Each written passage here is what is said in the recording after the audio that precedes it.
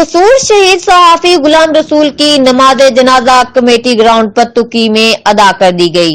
S H O city Pattoki Tahir Khan, senior صحافیوں، مقامی سیاستدانوں سمیت ہزاروں افراد نے شرکت کی۔ شہید کی میت کو پولیس کی سخت سیکورٹی میں آبائی گاؤں روانہ کر دیا گیا۔ ڈی پی او قصور عمران کشور کا اظہار افسوس۔ تفصیلات کے مطابق گزشتہ روز حلہ روڈ پتوکی کے رہائشی ملزمان نے سرعام فائرنگ کر کے غلام رسول کو شہید کر دیا گیا تھا۔ مقتول کی نماز جنازہ کمیٹی گراؤنڈ پتوکی میں ادا کی گئی۔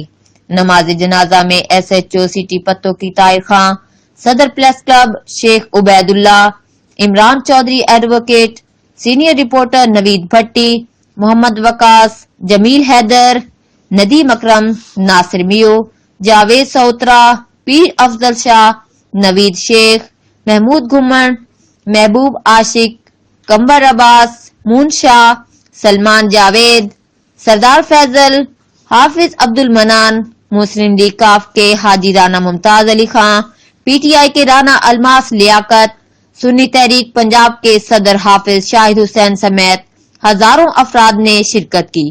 شہید کی میت کو پولیس کی سخت سیکورٹی میں آبائی گاؤں کوٹ رادھا کشن نتوکی میں لے جایا گیا اور وہاں پر سینکڑوں افراد کی موجودگی میں سپرد خاک کر دیا گیا۔ Report Mehr Bashar Siddiqui, divisional bureau chief, Geo express news, Lahore.